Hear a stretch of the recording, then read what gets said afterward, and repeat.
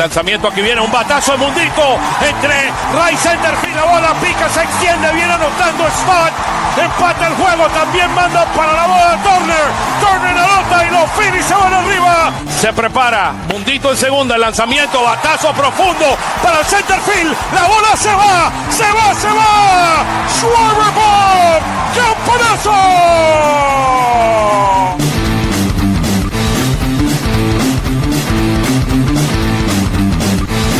Aquí viene el lanzamiento, swing y lo ponchó. Ponche de Alvarado, amigos.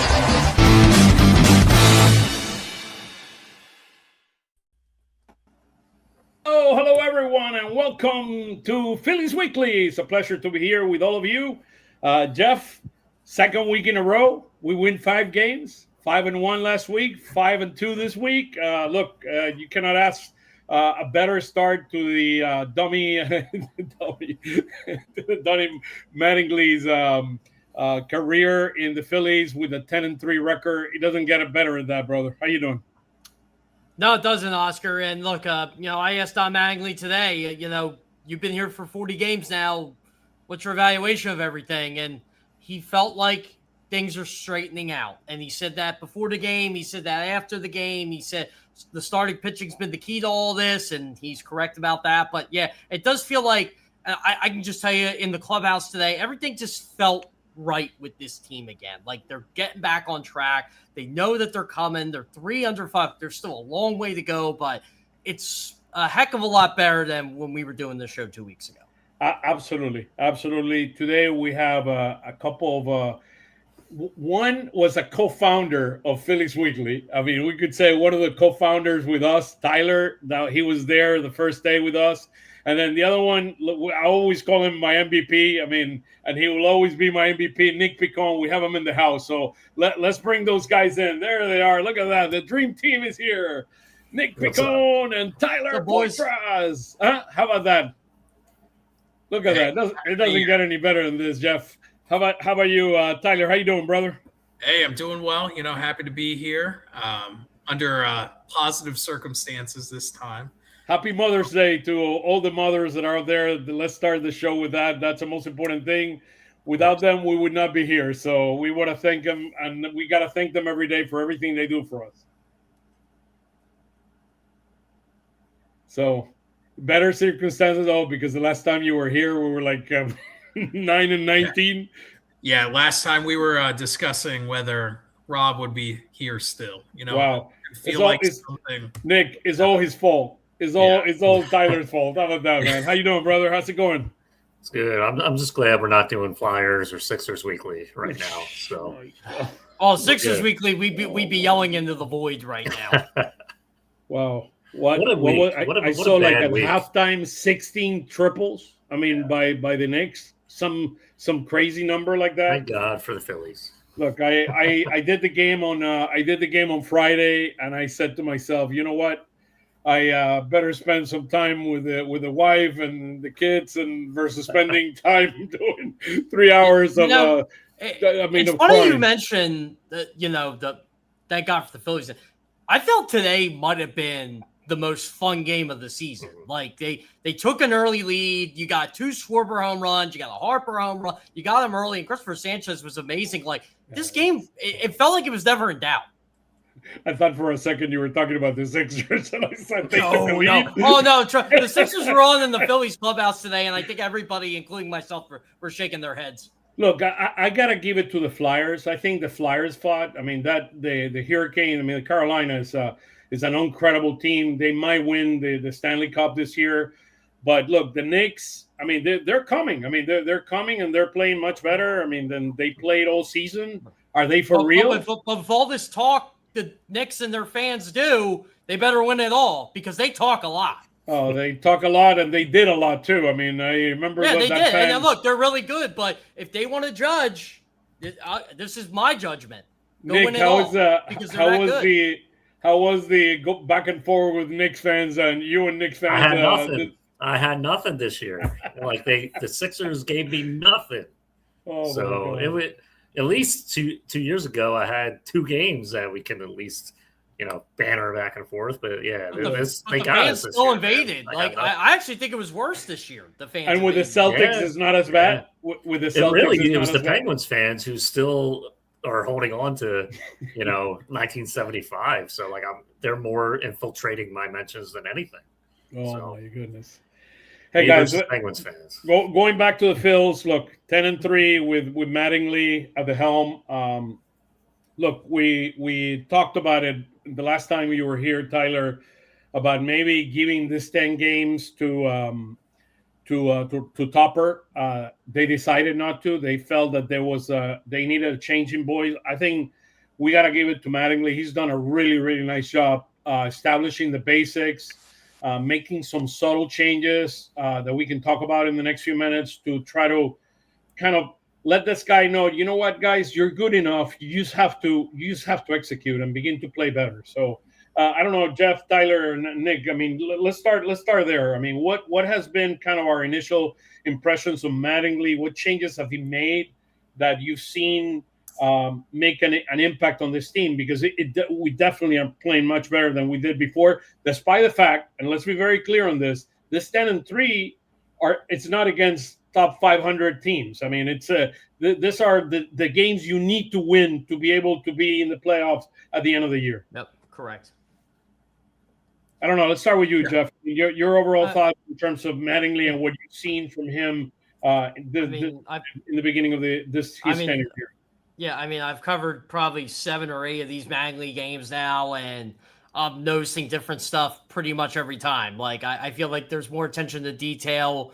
And look, Rob Thompson was attention to detail too, but Don Mattingly, let's focus on PFP more. Let's focus on defense more. Let's just give that extra time. I think sometimes when you have a hitter of Don Mattingly's stature, he could say to a Trey Turner, hey, you know what? I know you're swinging a lot. You cut back on today. Or, like Alec Boehm. I think him giving Alec Boehm that 2 days, just kind of the reset. You saw what happened on Saturday. It's just little things, right? I haven't seen enough where I got to criticize. Like I didn't like how he handled the bullpen early, first couple of days as manager. But hey, you know what? That's fine. I think he was just trying to win games. I think this team understands his philosophy is if there's a chance for him to win a baseball game, he's going to win it. And I even think on Friday when it was 6-0 Colorado, I think he said, hey, look, these guys, they know. Like these guys know they can come back. And I think that's one thing I've noticed. They are coming back in a lot of these games. I think they're showing that fight that we all know they have. We just didn't see it the first 28 games. What have you seen, Nick, from the initial, tenure here of Mattingly? I think more just like solid baseball. We went weeks with just seeing like terrible fielding, terrible approaches at the plate. Like pitching wasn't great, but that was more like dinks and dunks, and here and there was like a lot of bad luck too on top of everything else. But even though, yeah, sure, not against the greatest competition in MLB, but it's a lot better to be doing that and getting more into form that way. Because if you face the Cubs and Braves again, you're I don't think they play the Cubs again, but they don't. You have that in your mind that, oh, I'm playing solid baseball. Like I don't have to worry about this. I don't have to worry about that. And just maybe more of a support system. I'm not saying Rob wasn't supportive, but if you have a manager saying, hey, like you need to work on this, or like it might just hit different if it's somebody else that they haven't heard the last 3 years. So yeah. I'm just happy that they're playing better baseball. We heard more of the basics. You see a lot more bunting prior to games. You see Friday's my biggest gripe, but hey, they won the last 2 games, so they won the series. I'm okay. Friday, that situation in the 10th inning is the biggest issue. I agree. But win the series, and I'm happy. Better defense. That's one thing that I've noticed. We're playing better defense right now. There was one thing, Tyler, that maybe you can talk further about, and it's about kind of the Alec Boehm situation where he sat him a couple of days, and then he was with him in the batting practice, walking through him. Hey, they're not much better hitters that are active as managers right now than Don Mattingly and what he did in baseball. So maybe the fact that he was a player definitely helps. So your thoughts in general about what you've seen from Mattingly and some of the basic stuff we're seeing. Yeah, I think him being a player definitely helps. The other thing that's important was when he was with Toronto as the bench coach originally, he was also in a hitting coach capacity where he was still doing both, and he was very involved with the hitters.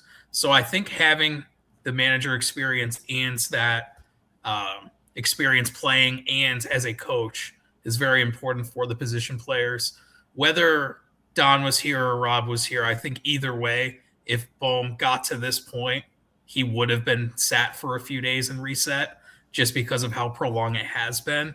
But the one biggest thing I would say is before Don took over, I mean, things were spiraling out of control while Rob was the manager.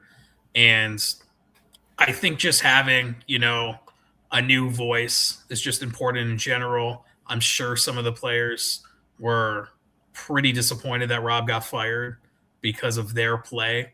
So I think just that in general has helped. And the other thing too is, he's playing Marsh every day now. And who knows, maybe that would have happened with Rob too, just because of how well Marsh is playing. But he's showing a little bit more confidence in some of these guys that play on a daily basis. And he's also not afraid to have that conversation and, give one of their guys a day off, like he gave Trey Turner a day off. And you didn't see a ton of that under Thompson. So I think it's a lot of different, small changes, but it's good for this team. There's a lot of veterans on the team. Don put a heck of a career out there as a player and as a manager, and it's a veteran team, and they're with a veteran. So I think that's important. That's a great point. Look, it's very interesting. It's I think that the fact that he's a credible voice that was a player, I think is a different voice than the Rob voice, which was more of he was a player's guy, a great communicator, but not necessarily did not have the experience as a player, as a successful MLB player, winner of, multiple All-Star games. I mean, silver bats. And I mean, you know who Don Mattingly is, right? Yeah, Don absolutely. Mattingly was mentioned in an episode of Seinfeld. No disrespect to Rob Thompson. Rob Thompson was still a great player in his own right for how far he made it, but Don Mattingly, you could make an argument he might be one of the top 100 players in baseball history. That's hard to do.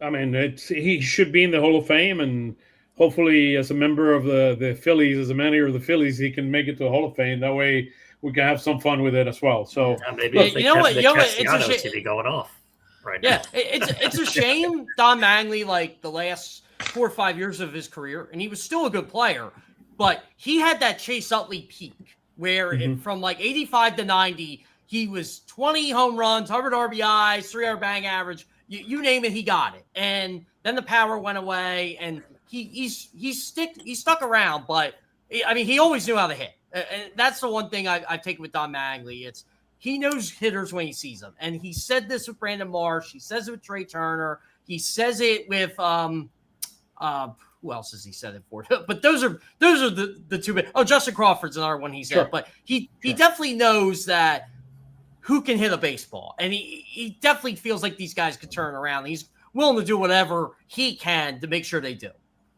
So let me share a few of the slides that I have here. These are the last 3 series. I included the Marlins one because the last game was last Monday, so it was a weird Monday game with the Marlins there. After the series, that's a game we won 1-0, which tremendous pitching performance by Nola, probably best pitching performance I've seen of Nola in a number of years when we saw that Monday.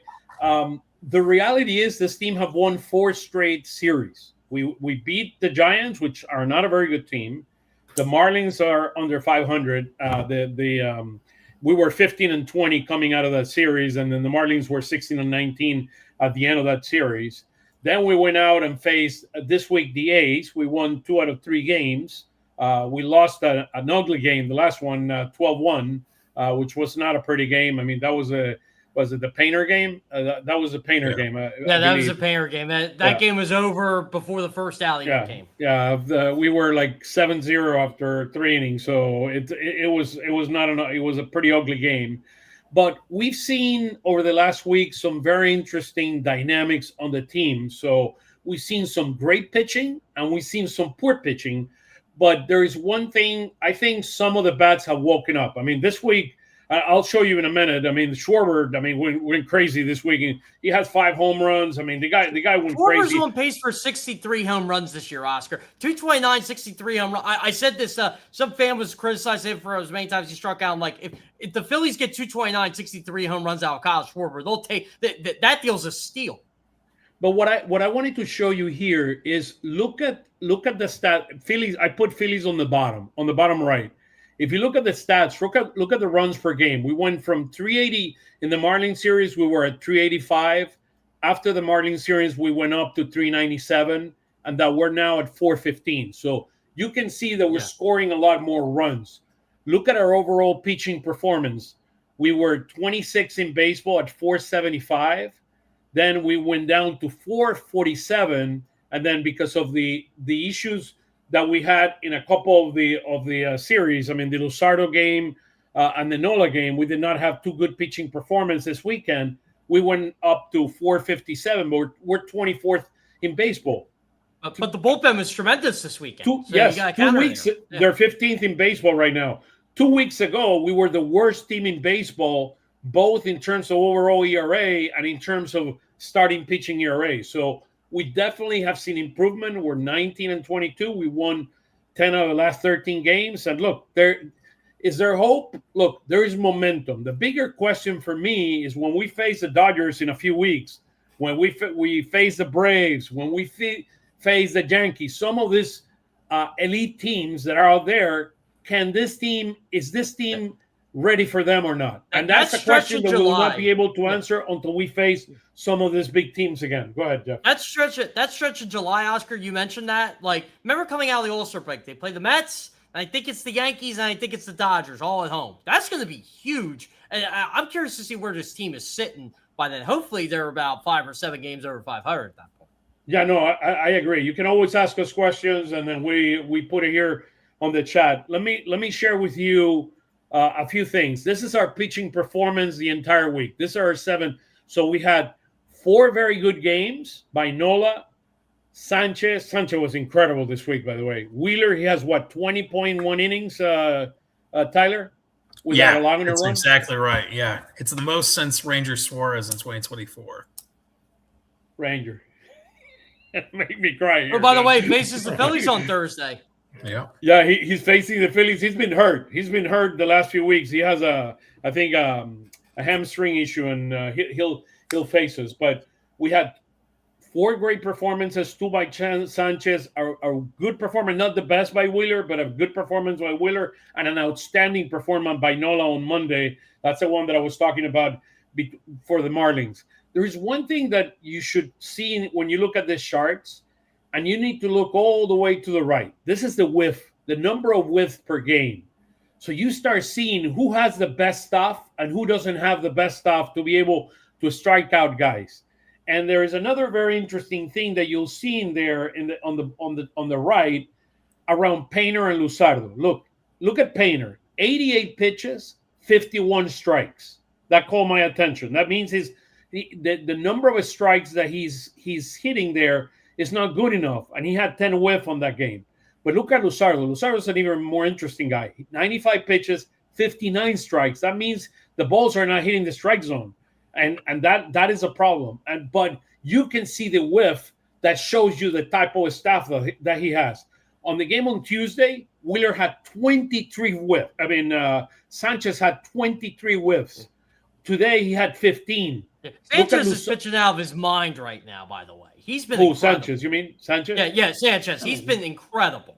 He's been pitching out of his mind the last 3 years. I mean, we're just I know. Well, yeah, he's but this is like him.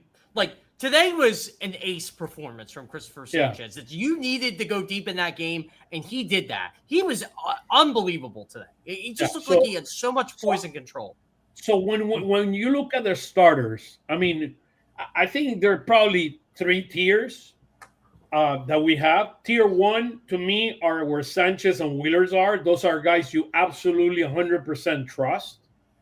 There is a middle tier there, which is a very uncertain tier, which is the Nola Luzardo tier, which you don't know where you're going to get.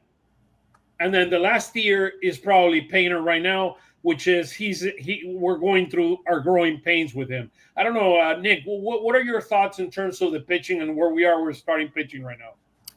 I feel better about Luzardo long term than I do Nola, at least this year. I put Luzardo there, number 3. I like his stuff. He's been getting into this, giving up a lot of runs here and there, but as far as 162 games, I think he is a clear cut number 3 in this rotation. I put Nola number 4. I like obviously what he's done, had a couple good starts here, but I mean, it's just that bottom with Nola and Painter is a little shaky, but again, early in the season still, and I would like to see how the summer kind of plays out. I don't know if I'd make any drastic move right now because I think they're pretty set. With those guys. There's nobody to bring up, and that's part of the problem. So. I wouldn't trade anyone right now either. I think that's what it is. But Luzardo, his, giving up what he pitched Friday, right? It didn't really bother me as much as I think it would have maybe last year. But I guess because we saw his season last year, he had a couple hiccups, but he came back strong. He throws hard. It's not like he's losing velocity. I think, his bad starts don't affect me as much as a Nola bad start. That's fair. That's a fair point. Tyler, your thoughts on our starting rotation and kind of where you see them. Do you agree with those tiers? You think nobody questions the arm Luzardo has. We know Luzardo's arm is absolutely elite. It's the consistency. I think he gets into those innings where things, they're unravel. And it's very, very complex. Go ahead, Tyler. No, I completely agree with the tiers. Luzardo is very puzzling to me because I feel like if he just calms down a little bit, then he's fine. It's just those big innings just really get out of control with him. Painter, growing pains. I would probably give him 4 or 5 more starts of evaluation to see, what the long-term plan is this season for him. The problem is, as you said, there's just no one to really replace him anyway. So you might as well keep him in there. But if it gets to where he's doing this every single start, then obviously they will need to find a change on that front. But a lot of it is the fastball, which, I've been surprised that it is just so inconsistent.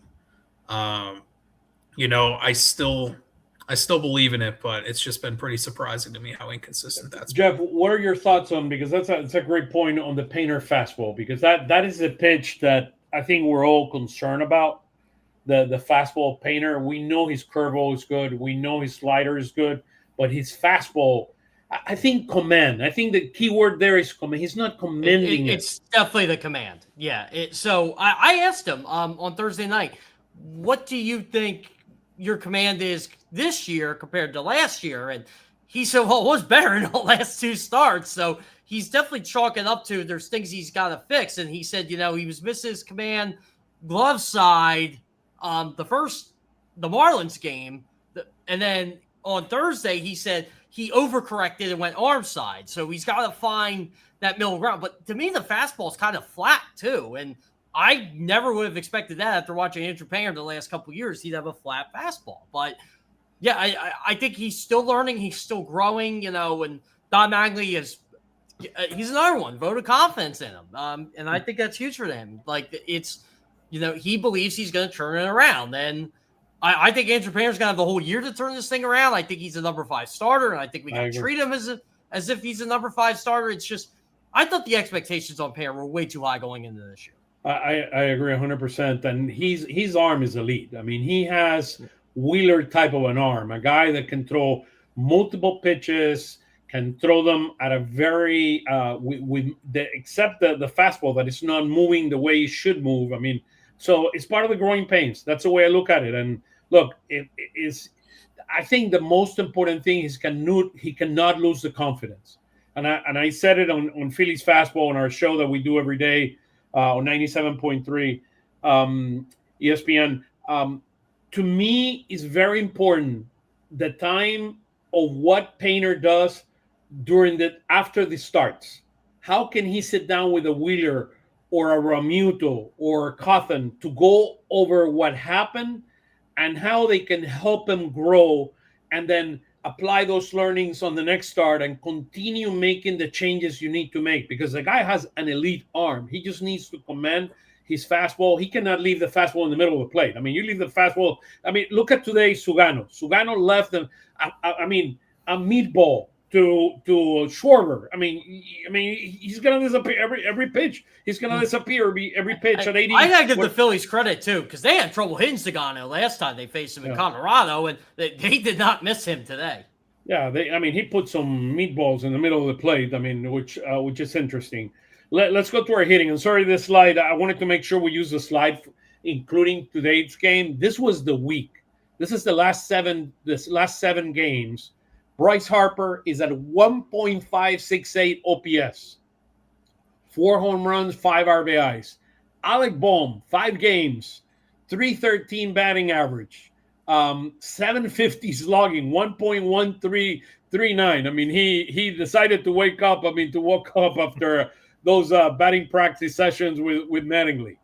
Brandon Marsh, I mean, what can we say about Brandon Marsh? To me, he's the MVP of this team offensively. I love what we've seen. I love his attitude.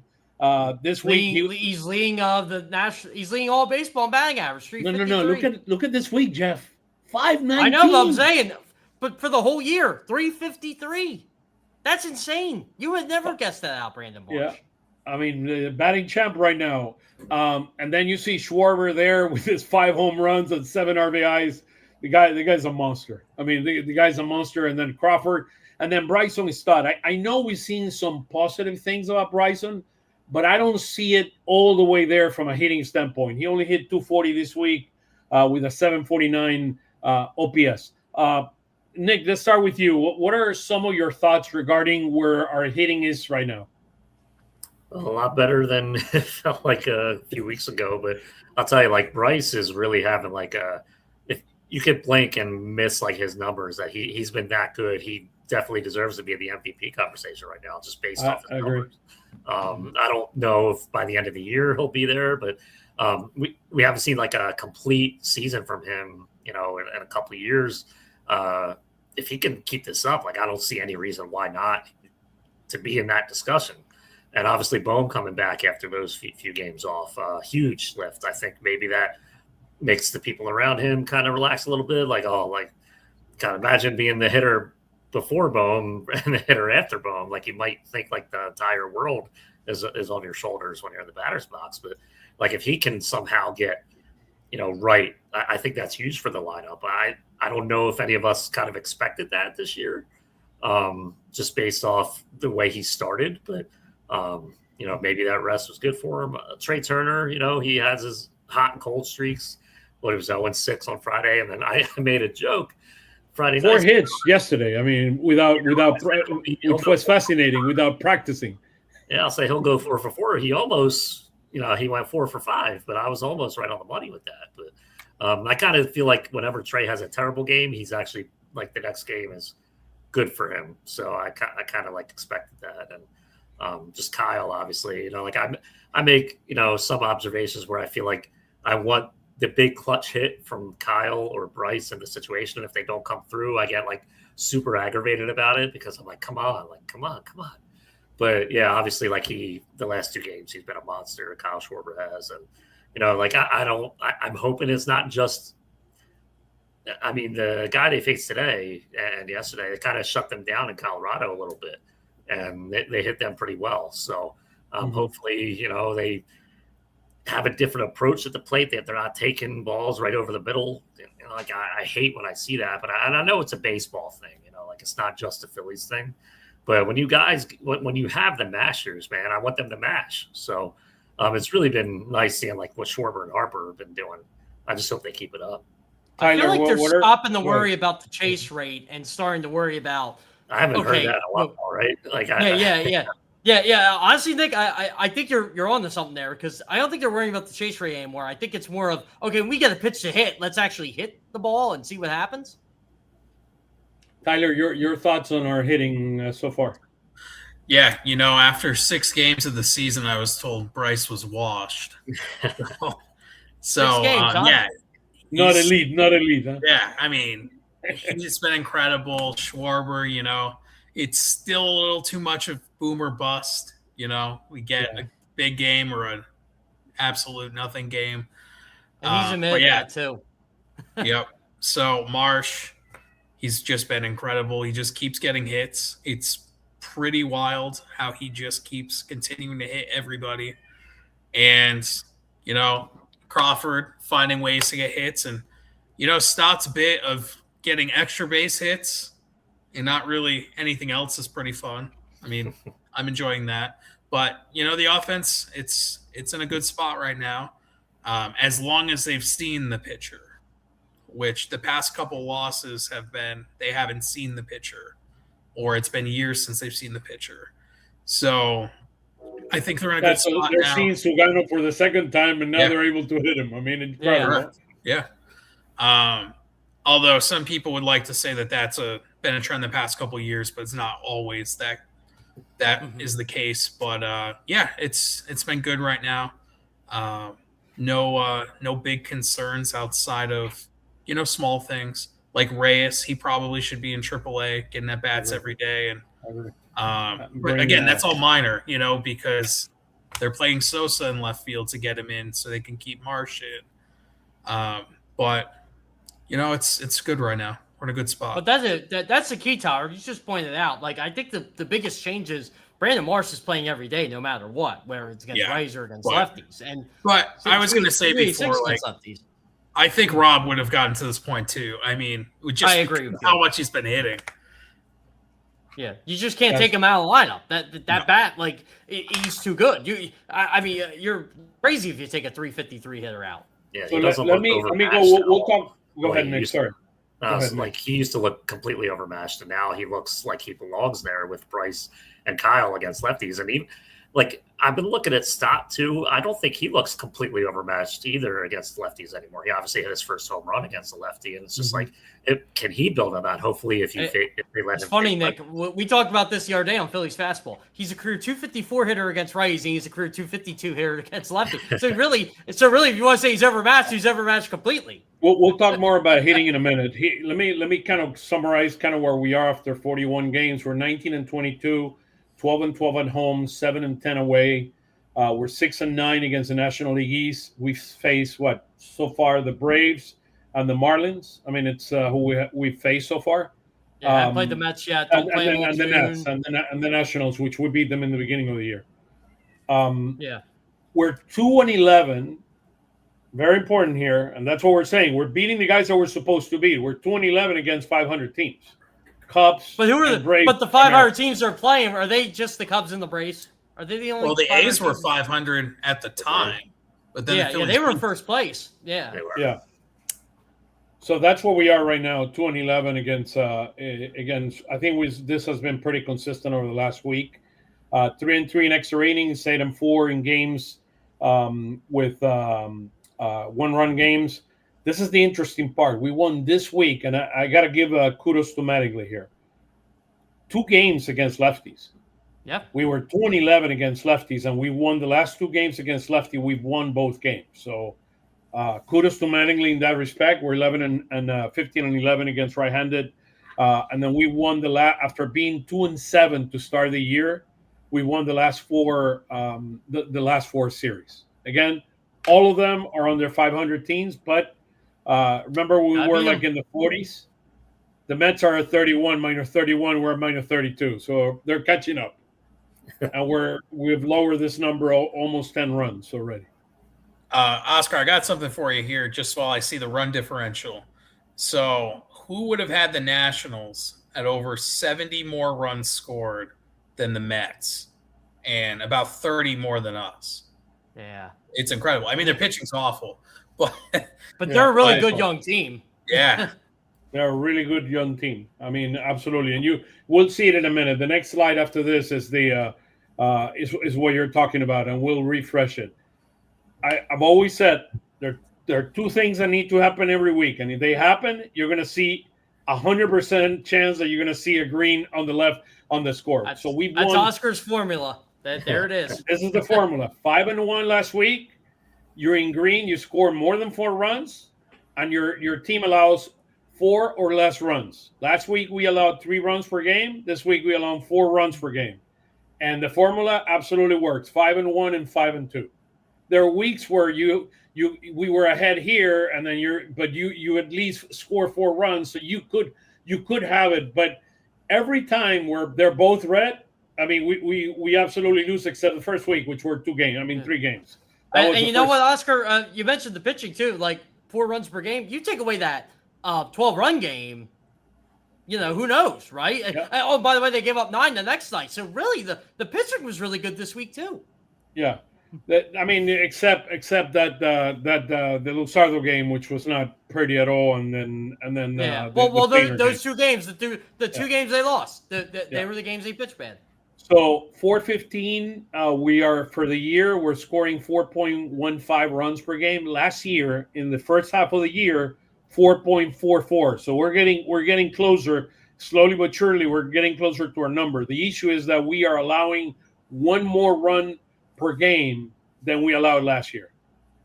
391 last year. This year 492. So we're allowing 1 more run per game, and that is an issue.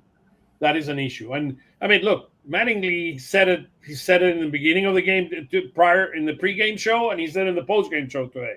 Pitching is the key. Our starting pitching dictates, and you saw it in the previous slide. We win when we pitch. I mean, we pitch well. There's no way we lose those games. It's an absolute reality. So here's where we are in the standings. The Braves are flying. They just beat the Dodgers series, 2 out of 3 games. They won the last 2 games, and Strider looked yesterday. I saw that game. Strider looked like a Strider yesterday. I don't think anyone is catching the Braves in this division. It seems crazy to say after 41 games, but I don't think anybody's catching them. 5.6 runs per game, and they have the lowest ERA in all of baseball after the game today. And then they only lost 1 series all season. What was that? They only lost 1 series all season.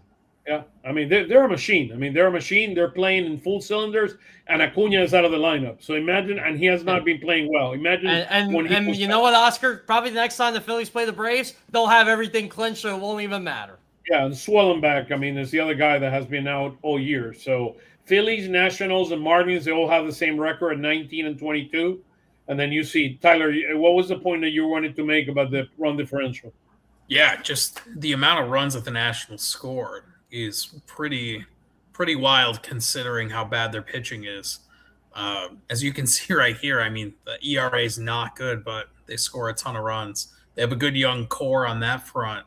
But the Mets have been so bad at scoring runs, and I can't believe it. I really can't. I mean, I'm still surprised Mendoza is there, to be honest with you. He's a wonderful guy. I think it's the fault of the GM you cannot let Alonso go and Edwin Diaz go. I mean, you cannot let the top closer in baseball go and one of the top clutch hitters in baseball. And not when you have like all the money they have. They spend money like crazy. Like it's actually insane to me they let those 2 leave. I think it's dynamics inside the clubhouse that force that. There's a bunch of square pegs and round holes there with the Mets, and we saw it coming, but I didn't think it was going to be like 15 and 25. Hey, Nick, make sure you tweet that to the Mets fans. I mean, Jeff Kerr said – That's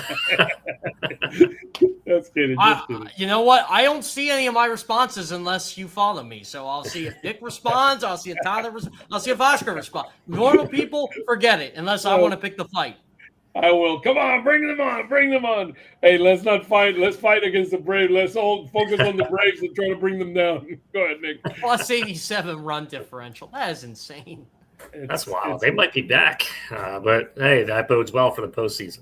So yeah. Yep. I kind of chalked up last year for the Braves as if, okay, it's just a bad year. They're still good, and I thought it was going to be this way for the Phillies, so they started turning things around. But there's plenty of time. Remember what happened in the last couple of years, 2022 and 2023, right? I mean, they won the division, and then we came back. Those Braves teams those Braves teams the Phillies beat were better than the World Series team. That's what's crazy. Absolutely, 100%, 100%. So here are the projections based on the projections so far. So Braves are supposed to win 94 and 68. Fangraph, so their projections. The Phillies are 84 and 78.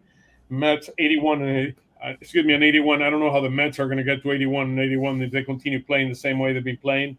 84% chance the Braves are going to win the division. We're at 10, and the Mets are at 4.5. To make the playoffs, we're at 51.45%. And to win the World Series, we have to have a few. Look, Ward, the left fielder of the Orioles, might be available. If the Orioles continue playing the way they're playing, he might be. Tyler Ward might be available. They're a disaster, by the way, Oscar. Yep. I know you follow the Orioles very closely. They are a disaster. Yeah, Tyler Ward might be available. He might be an interesting guy to have here. I mean, the thing is, if you acquire him, then you're going to have to potentially consider putting Marsh in center field, and we know the implications of that. But Tyler Ward could be a tremendous hitter in the middle of this lineup. I mean, just like what we were talking about Hoskins and all of that, what he could represent. I mean, it's we need a right-handed bat badly. So I'm going to say this right now. I know we're 41 games in. We're at the quarter point. I believe with the way Kyle Schwarber and Bryce Harper are hitting, you kind of have to go all in on this team. If they continue this, if both of them have 900 OPSs 40 games from now, I think you have to go all in. And you worry about Justin Crawford. Here's where our hitting is. I mean, we need to continue to improve in a lot of these categories. So we're 22nd in baseball in run score at 415. We're 20th on batting average, 19th on OPS, but we're improving. All this This was terrible 2 weeks ago. Yeah, 2 weeks ago, everything was red. I mean, including our favorite, Nick's favorite line, which is the chase rate. That has been red since the Phillies name, I think, came into baseball. I mean, the chase well, at least rate. with this group. Yeah, but look at the whiff. So that means we're not swinging. I mean, we're not. When we swing, we're making contact. That's what that means. The percentage of whiff. We're 11th in baseball. So, and then this continues to improve significantly. We were 18th a couple weeks ago. We're now to 12th. So I was looking at this stat I think since May, we are second in baseball behind the Yankees before the game today. I think Murph gave the stat out today during the broadcast. We're second in baseball after the Yankees. What was that? Yeah, he did. The stat you're talking about, Murphy. Yeah. So I think we're first now. Yeah. And then Schwarber hit a home run today, and then Judge hit a home run today, and they're both leading Major League Baseball. I think with whatever 16 home runs, however home runs they have. So very, very interesting. This is a very interesting. The right-hand side, which for all of you that have been with us over the last few weeks, you see it, right? There are only two hitters. The second and third hitter that we are on our lineup, our OPS is above the average. The average in Major League Baseball is around 720. Right now, this year is 720, 730. Look at the other. Our leadoff is a 616. Fourth hitter 618. Last year was 720, which was an issue we identified we needed to address. 651. That was Alec Bone last year, who was the four hitter a lot of the season. Yep. Yeah, and Castellanos as well. So that's what they deliver, a 720 OPS. This year is a 618. So we're not where to be found, and this needs to significantly improve. That has not changed much. But one thing that we have improved significantly is against lefties. Right now, we are 19th. We were 29, between 29th and 30 all year, except this week. In this week, we're down to, because of how we have hit lefties, we're now 19th in baseball in OPS against lefties. So that is a significant improvement versus what we had before. And then the other thing that improved significantly is our hitting against with runners in scoring position. And you'll see it in a slide in a minute. So these are very interesting slides to see how we match up versus different type of players. And I think the Mattingly better baseball approach is beginning to work a lot much better. I was going to ask you guys if I can jump in. Sure. Is that just automatically preparing for left-handers differently the way Rob did? Like, what do you guys see? Do you think that has, legs to it? I mean, that's what's tough, right? Is it the manager, or is it always going to happen? Yeah. I think they're what's the term? Positive regression, right? Yeah. Like we always say regressing to the mean. They're not going to, like in basketball, we always say regressing to the mean. This is positive regression. I feel like maybe Brandon Marsh playing every day is a part of that, and the way Brandon Marsh is hitting. Maybe it's the pitch selection.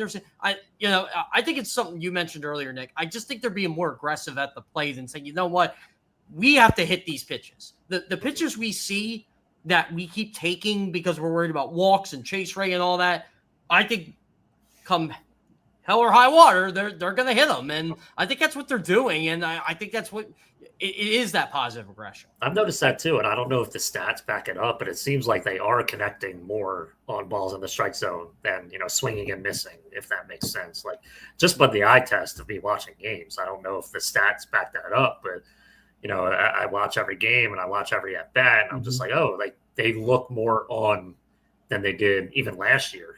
This was not like this 2 weeks ago when we put this slide together. So this is the OPS. Not all. For the season.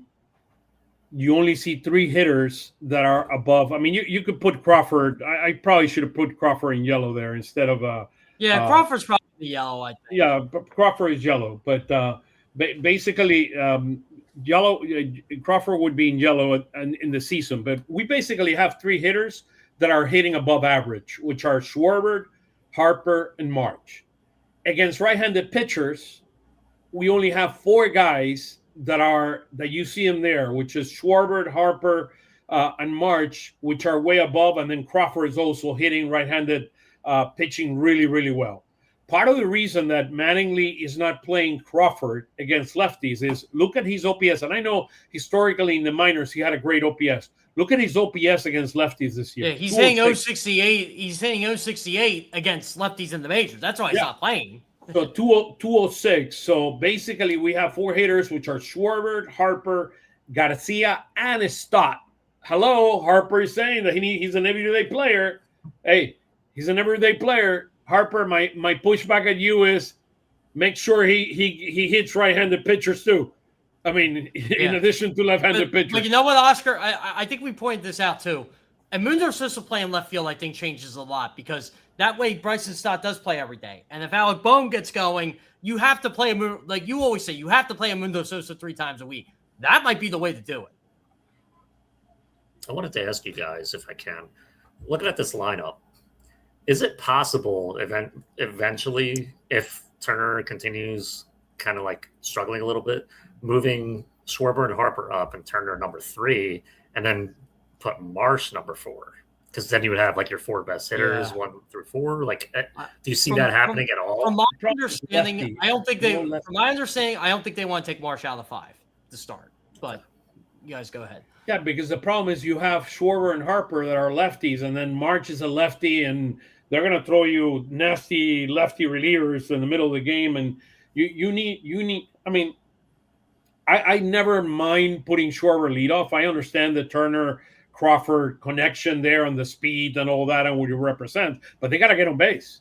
In order for that to work, the only way it works if you got to get on base. How many? And I might have it in the previous slide. How many stolen bases Crawford has so far? 2, 3? Is it 2? Yeah, I think it was 2. Yeah. I think it was 2. Yeah. Turner it's very low. Yeah, he stole his 4th base yesterday. The speed game, because we're not getting on base, we're not playing as much of the speed game, so we depend a lot on the home run ball as we've done for many, many years. Now, one promising sign is the one all the way to the right. Take a look at the amount of guys. We are 26 in baseball in terms of at-bats with runners in a scoring position. 26 in baseball. But we are beginning to deliver when we have Stott has always had that notch to be able that to clutch hit. gene, the clutch gene. Yeah, the clutch gene. He always has had that. I mean, I remember so many times I broadcasted him. I mean, hitting those line drive on top of the first baseman to the line and scoring all those runs. I mean, so you see it. You see even this like team when they get runners on base, they do hit, but everybody's been focusing on Turner because it seems like he always comes up with those runners on base. But Crawford's getting on, like you said, Oscar. Crawford's getting on.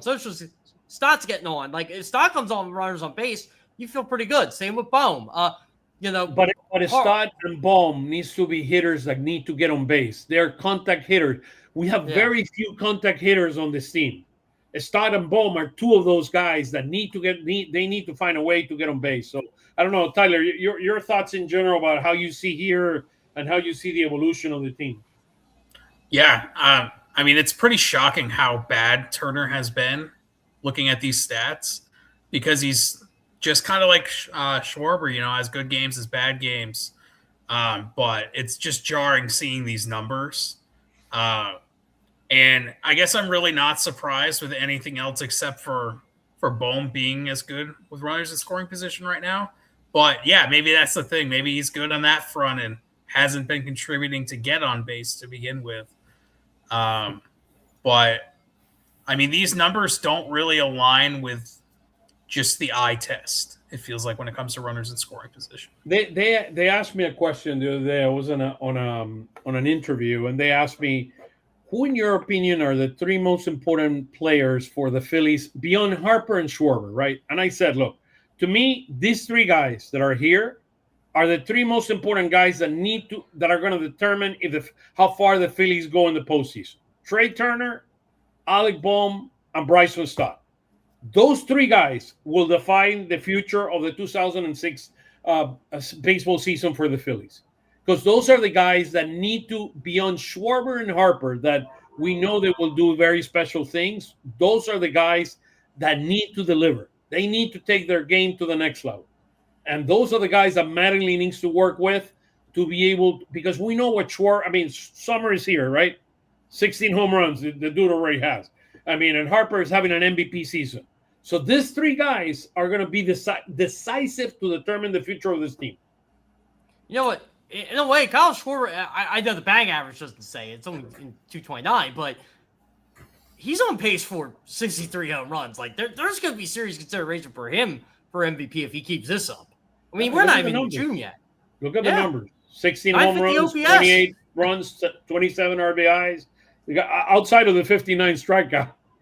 Yeah, and he even said today, he admitted today, like, yeah, I got to cut them down. And I didn't get the question, and I wanted to ask him, like, but when you're hitting these home runs and you're hitting at this clip, does it matter? And, I knew what the answer would be, but didn't get to ask the question, obviously. But yeah, we got to keep winning series. We got to keep winning series. It's like I said at the top of the show. If he's hitting, Kyle Schwarber is hitting 227 with 63 home runs, I don't think the Phillies care if he strikes out 300 times. Now, absolutely. Oscar, one thing that you brought up, the three players outside of Schwarber and Harper, I just pulled this up from last year. I mean, in the one postseason series we played against the Dodgers, the only game that we won was a game where Turner, Schwarber, and Harper had combined more than 2 hits. So, I mean, that's the other thing, too. You got to find a way to keep these guys hot, or like the other guys do matter, of course. But if those three aren't going. But those are decisive guys, because those are the guys, those are like what you would call, and I would consider Turner tier 1, but those are the tier 2 guys in the middle of the lineup outside of Garcia, because Garcia, I know what Garcia is. Garcia is a version of Castellanos. He's going to hit some home runs here and there. He's going to produce runs here and there. 240 out of Garcia. I think anybody would take that. Yeah. I mean, look, that's who he is. But at 307 on base percentage, that means he doesn't have any. I mean, he doesn't get enough times on base. I mean, that's part of the issue. He's a free swinger. He's a free swinger. And look, but he's going to be a good player. Don't get me wrong. But March and Baum and Stott are the contact hitters of this team that need to get on base. Correct. Yes. And then Turner needs to support the same thing. We don't need Turner swinging for the fences. We need, those swings that Turner is doing it's automatic, right? Sugano threw it today. He threw him pitches outside of the strike zone, and he's just swinging at those pitches. You pitch him low and outside, and he's going to swing it through. Come on, dude. I'm curious for a lot of the October watchers, and we know who they are. Tyler knows who they are. You know who they are. What if Turner has that year where he hits like 260 with like a 750 OPS and then goes like 350 with like a 1200? Does the narrative change on him? In the postseason, yes. Yeah. If he goes crazy in the postseason. At the end of the day, we're in a transition time to make it to the postseason. I know we started very slow, but this team, there's not enough team. You think the Nationals are going to beat us? You think the Marlins are going to beat us? We're going to be. The Diamondbacks, the Giants. We're going to be in the playoffs. The question is, how do you build? The team, How do you build a team to win in the playoffs? Yeah, and that's what you're going to have to figure out over the next couple of months. And that's what I do agree with some of the October fans. Yes, this team probably should ultimately be judged in October. Just remember, you have to get to October and you have to win all these games. And for me, if they get to October this year after a 9-19 start where you fire your manager, it's still a really good year, but we're going to judge them in October. Correct. Because we know where Realmuto is. We know where Crawford is. He's going to help. Some games, look, I've been very surprised about how clutch he is in key moments. That home run on Friday to tie the game, my hat goes off to him. Not everybody's capable of doing that. Yeah, they need that. That's absolutely. One thing they've been missing. Yeah. So we'll keep watching this over the next few weeks and see how we evolve, particularly with Stott and Baum, and hopefully March can continue his hot streak. So here's where our pitching is. So we're 25th overall in ERA, 27th. We were at 470 in starting pitching, and because of the Painter and Luzardo game, we went up to 502 again. As I told you before, and I will repeat it every week, this to me is the most important stat and Mattingly said it today, how our starting staff goes is how this team is going to go. Twice. Yep. Yes. That number right there, that 502 is going to be, the most important stat the entire year. The games they lost, the starting pitching stunk. The games they won, the starting pitching was either fine or great. Look, our starters are 12 and 15. I know that includes our dear friend Taiwan Walker, but those are where the but those are the numbers. That's what we got. I saw a stat that when the Phillies lose, their collective ERA in games that they lost was like 8.18. That sounds right. It's just jarring how bad they are in some of these losses. And I feel like, again, when it comes to like the run differential, like that is severely affected by these blow-up starting pitching outings. And it's not just Taiwan Walker, There's been multiple guys in this team to do it. Yeah. It's funny, too, because like we asked Sanchez today, what's it like when Schwarber and Harper do that in the first inning? Sanchez made the joke, well, I pitched the first inning, too, so he kind of set them up. Like, it is funny, though, like the mentality of this team. It's when you got Sanchez and Wheeler back-to-back, you feel like you got the two, like Oscar did the tiers. Nolan Luzardo, I think, can do what Sanchez and Wheeler could do, but at the same time, he can do what Taiwan Walker does. Consistency. Exactly. As Nick said it before, he did it last year. He had those clunkers in the middle of the year, and then toward the end of the year, he was the best pitcher in baseball. Because he can't seem to get out. I think where I had my blow up with Luzardo was that game and when they played Boston. Remember in late July, they were up 5-0. He just couldn't get out, and he couldn't control himself. That was a home game. And I said, this is unacceptable. Like, was that Sunday Night Baseball too? I think it was a Wednesday night game. It was a night game. It was a national game. Yeah, it was a national game. It was midweek. But that was the game that he gave up all the runs, and then he ended up going like 7 scoreless after, right? And his ERA was like crazy. It was like 2.3, and his ERA went to like 3.5 because of that outing. Which was and that's the thing. I think we're going to magnify. We're going to magnify Luzardo so much now is because he is making $27 million a year. He's a highly paid pitcher. He's the chosen one, right? He was chosen. It was him, Ranger, and the team selected Luzardo to be the guy. And I I mean, I think it was the right decision. Ranger is a dear friend, but I think it's the right decision. I think over the long term is the right decision. I think it will be very, very important the next couple outings of Luzardo and how he comes back out of this and show the real Luzardo.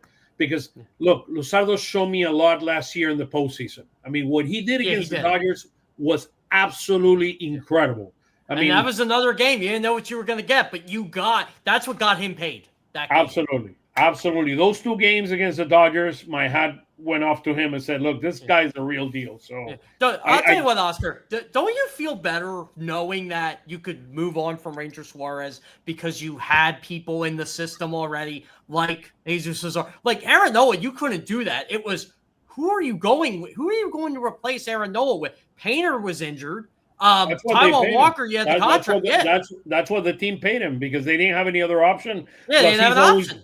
Yeah, plus he was always loyal to the organization. But the reality is that, I mean, the fastball has deteriorated, and because he doesn't have the same speed, the curveball and his off pitches are not as effective. So going back and finding that 93, maybe 94, 92.5 fastball, I mean sinker, and then mixing that with a curve had been effective. It was effective last Monday. Again, to me, I go back and I say this, guys. We've been playing subpar teams. I mean, teams under 500. Yep. It's going to get into. And this, we knew that. Like, they said that after Rob got fired. We believe we can turn this around because of who we're playing. They kept. Multiple players have said this to me. You played the Cubs and you played the Braves, and they were 2 hottest teams in baseball. And the Braves are still hot, and the Cubs are still hot. They said, let's even the score a bit. And here's another concern, Jeff. Keller, Alvarado, and Banks. I wanted to put them like that, and Banks gave him 2 really good innings on Saturday, by the way. He did. Yeah. But he's been very inconsistent. I mean, what? Correct. Yeah. 16 innings, 26 hits. Wow. I mean, I go and I look at that number and I said, like, I mean, is this wrong? And I double check it or triple check it to make Tanner sure. Banks was the guy you put in last season, no matter what. Like, this is the guy. If you need an out, Tanner Banks was the guy. There are some games where he's just leaving everything in the zone. Like, and I think it's like the opposite with Alvarado. He's leaving literally nothing in the zone sometimes. I was going to say that too.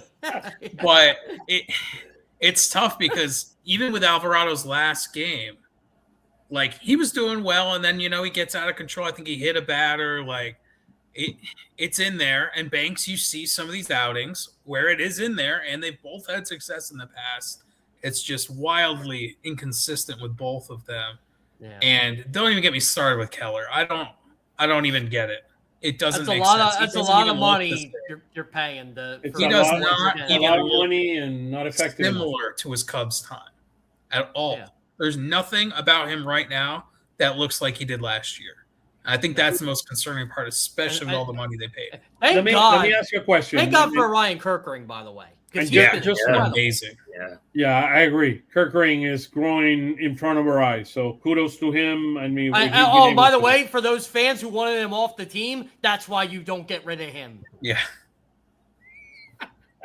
I'm telling you, people do not think when they tweet. They don't. Look, this is a special kid. This is a kid that has the capabilities to be a really good pitcher for a long time. I mean, you don't just go give these things away. I mean, the guy has an elite arm, and he's showing it, and kudos to him.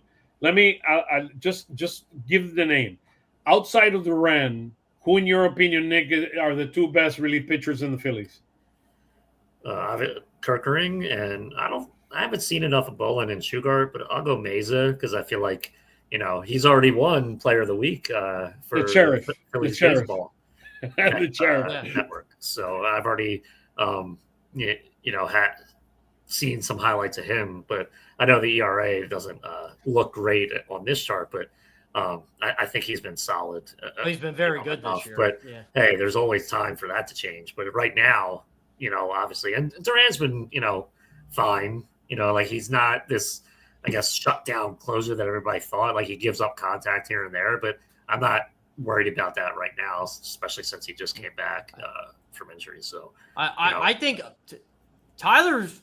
I love what Tyler tweets, by the way, but I think his trust meter when he does that for the bullpen, like my trust meter. That's kind of like how I feel everybody feels, or how the Phillies feel. When did you tweet it the other day, Tyler? Was it Thursday you tweeted your trust meter? I think so. It was right before Duran came back. Because it's tough for me to even put him on a list when he hasn't pitched in weeks, and then they're giving him a rehab outing in the majors. Enough a game, right? Multiple rehab outings. And he said he was going to pitch him no matter what. That's what was funny about it. Tyler, who are your top outside of Duran? Who are your top 2 relievers right now? I'll agree with Nick with Kerkering and Meza. I mean, Meza had like 4 horrific games in the middle, but he's been very good outside of those. Kerkering has been great. I mean, Jeff brought up a good point. I mean, you weren't going to trade the guy, and not only performance-wise and potential-wise, but he also had team control. He was one of the cheapest guys out there on a team that's filled with people with inflated contracts. And I mean, when he came up, he was incredible. So, yeah, I mean, those 2 are definitely the most consistent, I would say, throughout the whole season. But it really just depends on the time of day. I mean, really, sure. It seems like these guys change every single week. Who's trusted? Yeah, overall, that's where I'd leave it. Yeah, I want to give kudos to Sugar. I mean, what Sugar had done coming to this team, I mean, and posting a 198 across 12 games. I mean, he's been They have a decision to make because of Chase Sugar. They do. It's I don't know what they're going to do, but I think the decision was made already, Jeff. I kind of agree with you. Like, Zach Pop was in the clubhouse today, but I'm like thinking, is he even going to be here when – Yeah. Does he have options, or he doesn't have options? No, he doesn't. I think what they're going to do with him is they're just going to ride out that rehab stint for as long as they can, and maybe someone gets hurt. But I mean, you can't send. That's the other thing. I mean, Bolin has been hurt a couple of times already, and I mean, they can't do anything with him because he's out of options too, and I have not been. Yeah, Banks is the only one for the option left, and you ain't sending him down. He's like, you can send Duran down. Right? Is he, here's the thing. This is what I'm told. You can't send the sheriff down, Tim Mason. You can't just send the deputy down, Andrew Banks. You can't do it. No. Unbelievable, guys. Let's a couple more slides and we're done. Let's talk a little bit about the minor leagues. I thought this was a very interesting news, courtesy of the Phillies. The pitcher of the month with Gage Wood, our first round pick. The guy, his fastball is electric. And then the hitter of the week, Jeff, I don't know what you want to, Alex Binelas.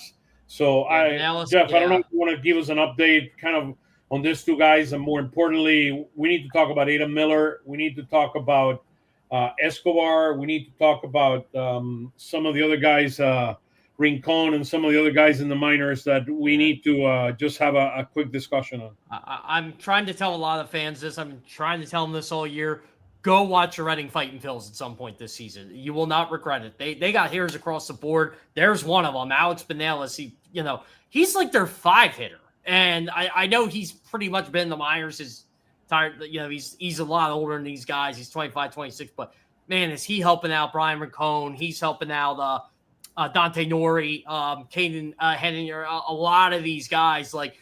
He's another lefty, but he's just crushing Double-A pitching right now. First Energy Stadium. I would not be shocked if he got called up to Triple-A. I would not be shocked if Brian Rincon gets called up to Triple-A at some point because Brian Rincon is a higher OPS than Dante Nori right now, which I would have never seen coming. By the way, Dante Nori's having a really good year. But yeah, so this Reading team, they can hit. They got solid pitch. They don't got any outside of Alex McFarland. They don't have any prospects or anything, but.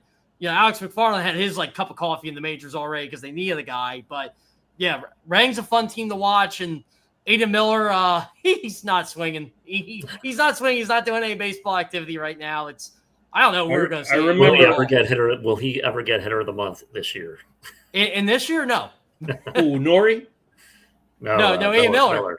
Okay, I think Nori's going to win one of them. I mean, his speed is elite. I mean, it's completely elite. Well, you guys saw my video of his triple. He looked like he was barely. He flies. Going. Man. He flies. Yeah. He flies. You know who told me that? The manager of the Italian team. He told me he's never seen a faster runner than that guy. I mean, it's like the guy's a real deal. I joked to Crawford, who's faster, and he said after watching your video, probably him. And last year I was talking to Mattingly Jr., the son, the general manager, and he brought up the name of Rincon. He said, "Watch out with this guy. He looks like the real deal." So Al Padrique has told me multiple times. Al Padrique, Rangers manager, has told me multiple times. Brian Rincon is a major league shortstop. It's just can he hit? Well, he's hitting now. His name is Alfredo Pedriquez, by the way. Do you know who else is fast, Oscar? Who? Johan Rojas. He's coming back. Yeah, the Phillies could use Johan Rojas. Yeah, they could. When is the bench option? He could run. He could defend. Tyler, were you the jerk who pointed out that he was halfway done his suspension? Yeah, I sent a request when he got suspended to remind me when we hit the 40-game mark. So you send yourself on your phone an alert? Yeah. Yeah. I feel like if you need like any relevant or irrelevant Phillies news, he's the guy. Like you'll find people were saying they forgot something. Him. Yeah. I mean, look, there's. I mean, if you look at some of the concerns, and I do believe that similar to Painter, you're going to have to ride with the growing pains. Is Crawford center field? I mean, he needs to continue to grow. I mean, missing the ball the other day. I don't know where the ball is. I mean, it's like, I don't know. That happens. Oh, I mean, that was a weird play, too. Like, he called it right away. We're like, he'll It's happened to me. I mean, I've been out there, and it's like, I mean, I used to play. It's happened to me. I played right field. I can tell you.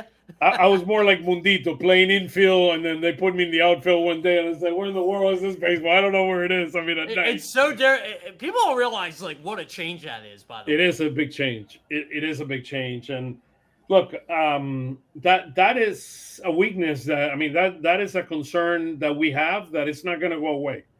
And to me, it doesn't necessarily mean bringing Johan Rojas and addressing it like that, because it's going to have to be, it's going to be interesting. It's going to be interesting because if you bring I say this with Justin Crawford, he's not as bad as a center fielder as those metrics say. No, I agree. I agree. I think he's a solid center fielder that needs to continue to grow and will continue to grow. Yeah, he's one of those guys that I bet in a few years, a lot of those really bad misplays, if he's still in center field, just won't happen. But here's the point, Tyler. Here's the point. To me, at some point, if you need a right-handed bat, I doubt it's going to be like Broxton or somebody like that. That would be definitely, you would put him in center field. So if it is somebody like Tyler Ward, let's just use an example. Him as an example. He's going to be playing left field. That means that you're going to have to move Marsh to center field. And I'm thinking postseason, right? I mean, what Jeff was talking about, the window. That's the thing. Gotta go it's the window.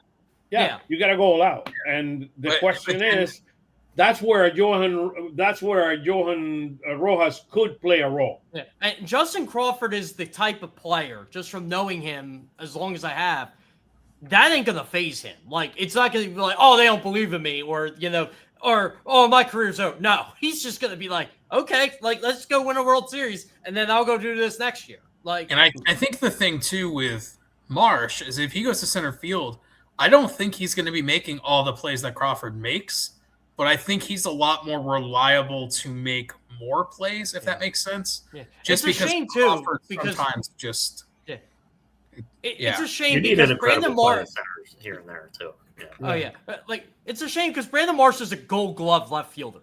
That's how good he is in left, and we got to put him in center field because. I mean, that's what's tough with the trade market, because you look at guys like Joe Adell. Like, he plays center field sometimes. He's not good, but he plays it. Yeah, exactly. It's not good, but he can do it. Center fielders out there. Yeah, there is not. Broxton is the only guy that you would say he's an elite, and I doubt they're going to trade him. And if there is elite people, a lot of them can't hit, like Jose Siri. Like, elite center fielder can't hit. So, and then if you're going to trade him, if they trade Broxton, guys like Gage Wood would not. Oh yeah, and Arun Escobar, they're not going to be here. Escobar will not be on the team. And here's the thing: you might need Arun Escobar in 2 years because Alec Bohm ain't going to be here after this year, and Arun Escobar, by the way, and Estad will be a free agent in a couple of years. So that's the other thing. Yeah. I was asked about Arun Escobar today with Double A, and I said he's figuring it out because he's getting more aggressive at the plate. He was too patient the first time. By the way, the other thing is that I lost my train of thought. That Mundito will not be here next year Yeah, because correct. he's a free agent. I mean, that's so. There's He's some very 32, interesting right? things. Let's finish with a couple of things. This and what's coming up on the calendar. But Adam Miller was doing he was doing fielding work, and we heard this week that he stopped doing fielding work. I mean, he has what we would consider, based on what's happening, is a pretty considerate back injury, and this is a concern. This is a major concern. It is a concern, and we would love to have more information and know more about it. We don't, but the reality that he was doing baseball activity or fielding activity and that he stopped is concerning, because that means they want him out. Yeah. And this isn't like last year when he had the skin condition. You could laugh about it. This is serious. Yeah, this is a lot serious, and I mean, we wish him nothing but the best. He's the outside of Painter. He's the top prospect on this team, and this guy's going to be a superstar. Like everybody says, Kevin McGonigal. I'm like, well, guess what? 29 other teams wish they had Kevin McGonigal too. So we love his bat, and we love what he represents, and his speed too. I mean, which is another big component. But his back needs to get straight, and I know the team is working hard on that. So, with that said, let's just go to the calendar so we can close it. Here's what we have: the Boston Red Sox, a team in complete disarray right now. You say that again. Yeah. So we have Sonny Gray on Tuesday. We don't know who the pitcher is tomorrow, and then our dear friend, Wednesday. No pitcher announced for Tuesday, and then we have our dear friend Ranger Suarez. Luzardo against Ranger Suarez. The guy they picked over the guy they decided to see you later. How about that? We let's play some fantasy here, some fantasy baseball here. Whoever wins the match, I mean, we'll give them the contract. WrestleMania, man. I do have an update on Tuesday. Okay. So Boston is going with I think his name is pronounced Brian Bello, who's been awful, but they're doing an opener for him. He was a top prospect at one point, wasn't he? Yeah, Bello, he's just been atrocious this year. Yeah, you know who has Bello under his wing? What's his name? Pedro Martinez. Pedro Martinez. Have it on his wing. So it's something worth considering. So he's Dominican. I don't know if you guys ever watched that Netflix documentary where they went in with the Red Sox. Oh yeah, that's right. He's in that. He was like the prominent pitcher in there, and there's a lot of like mental aspects to what was going on with his performance. So could be that. That's right. He was in that. Yeah, Then the matchup of the year. Sunday, May 17th. Write it down, and after that, you can come watch Phillies Weekly with us. It's gonna be fascinating. Zack Wheeler versus Paul Skeens. I mean, every time Paul Skeens, Tyler knows where I'm gonna be Sunday, and it's not in Pittsburgh, right, Tyler? Yeah. Well, nope. you know what's in town this week. Oh yeah. So, it's gonna be fascinating, guys. I mean, any thoughts, Nick, about how you see where the Phillies are, the calendar, and then we play a tough Cincinnati team that is playing much better this year, and then a very, very complicated Cleveland. Look, when you see Cleveland, it's like the Tampa Bay Rays. You better start getting worried because they know they're going to plot something to beat you. I mean, those are winning teams that know how to beat you whichever way they can. By the way, the Cleveland Guardians just traded for the San Francisco Giants catcher. Bring back Jordan Romano.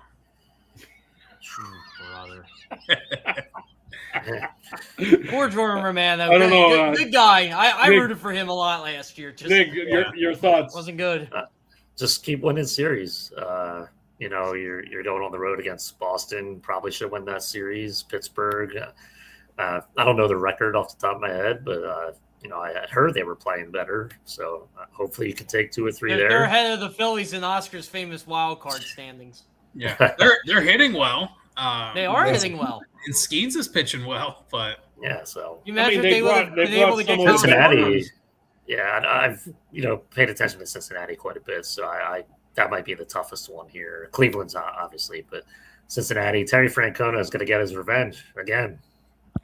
I always forget he manages Cincinnati. I always forget about that.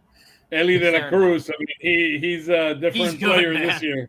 I'll tell you, I can't wait for the All-Star game just because I get to see guys like Ellie De La Cruz and Polskeens and Mickey Moniak. Yeah, we're going to be seeing them all. Mickey Moniak. I mean, do I remember that name?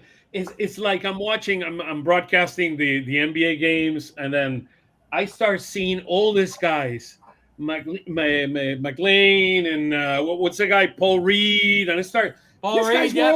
These guys were all Sixers. I mean, what's going on here? Julian Champagny, Isaiah Joe, the Sixers had a great bench if they actually knew Harris. Harris. You look at Harris, and he looks like a different player. I mean, he's always a different player when he's not here. Unbelievable, guys. I mean, it's just incredible. Well, I'm glad we're talking baseball and we're not talking basketball. I know if they trade Joel Embiid, he's going to win the title the next season. You know, Tyler and I are going to. I'm actually upset the Sixers and Flyers lost because now I got to hear people overanalyze the Phillies with their Eagles mentality every single day. Come on, dude. Come on. It's always the people with the Eagles profile pictures. Always. Yeah, it is. It's like, oh, no, you got to play to win every game. I'm like, just trust me, the manager is playing like that. The Eagles schedule is coming out on Thursday, so that's gonna be an interesting another drama. Will AJ Brown leave? I mean, Jeff favorite topic, right? Oh my God! By the way, do you guys know I had to do I had to create my own schedule, and somehow I did it, and I actually kind of want this schedule, even though it's not going to happen.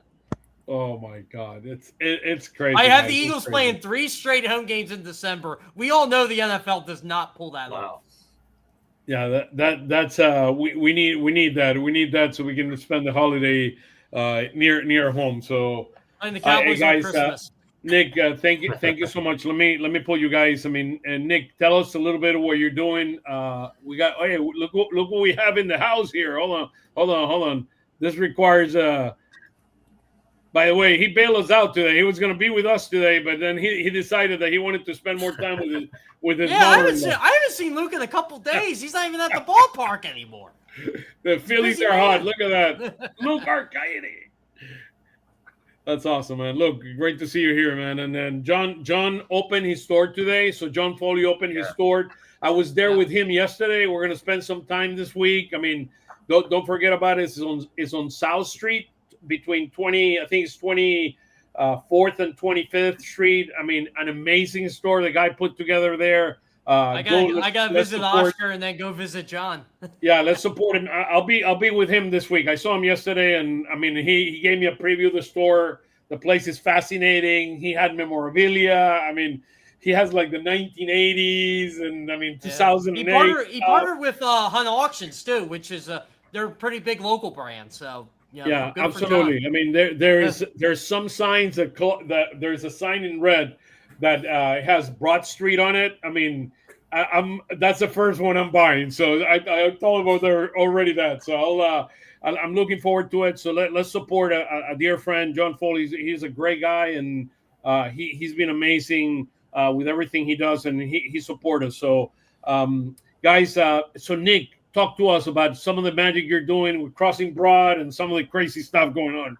Yeah, you can check out my writing at Crossing Broad, write about the Phillies, Flyers, Eagles, Sixers, even the Union, but maybe not this season. But you can check my writing out there, and check out still Phillies baseball on Twitter and Threads or Instagram where they have the Player of the Week.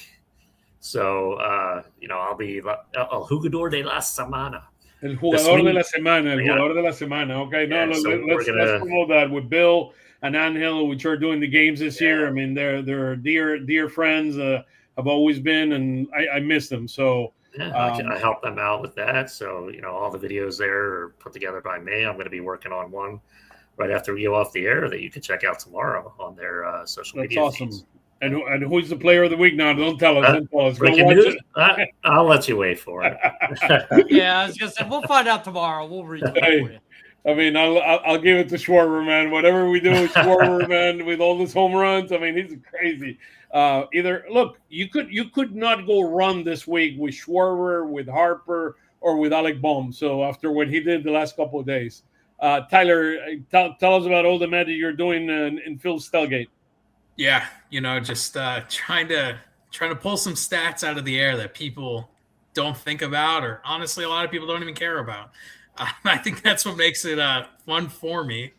But yeah, just doing that. I'll actually be at Citizens Bank Park in 2 weeks. One game in the Red Series and one game in the Guardians series. So got a nice little work trip to New Jersey. So that's awesome. Gonna fit that in between. So we'll have to get a photo together, Tyler. The Phillies Weekly crew. Yeah, absolutely, guys. I mean, that would be awesome. Tyler, is great. Great seeing you. Nick, thank you so much for being with us today. Jeff and I will be tomorrow morning or tomorrow at noon with will be tomorrow with Phillies Fastball. I mean, we have our daily show. We just so you know, we do Phillies Fastball every day at noon, and when we don't do it at noon, we do it live on Mike's Gill's show. Yeah, on the Sports Bash on 97.3. Yeah. Mike does a tremendous job. So, hey, guys, thank you so much for being with us. We'll see you next week at 8 p.m. live, Phillies Weekly. How many games are the Phillies going to win this week? We play 6 games. Jeff? We'll take a 5-1 week again. That'd be nice. 5-1. Look at that. I love the optimism. I really think it's going to be 4-2, but I'll take 5-1. How about you, Nick? 6-0. 6-0. I love it. Yeah, why not, right? Yeah, if you say 1-6, you're going out of the park. I'll go 4-2 with 2 horrific blowouts because that's what they seem to do when they lose. Yeah. I say 4-2 as well. I said 4-2 as well. Thank you, guys. Have a wonderful night, and we'll see you next week at 8 p.m. on Phillies Weekly, and tomorrow at noon. And then follow Nick, follow Tyler on Phil's Tailgate, and Jeff at Jeff Kerr. PHL, the man is the Philly guy for everything that's sports. Take care, guys. Have a wonderful week. God bless. You too. Thanks.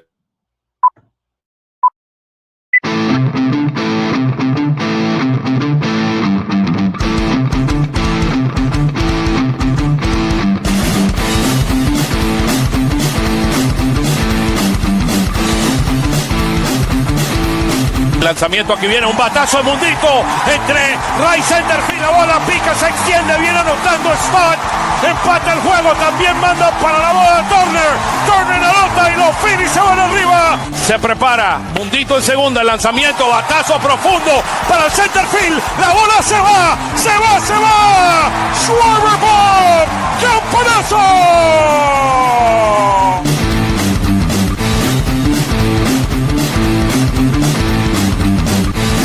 Aquí viene el lanzamiento. Swing y lo ponchó.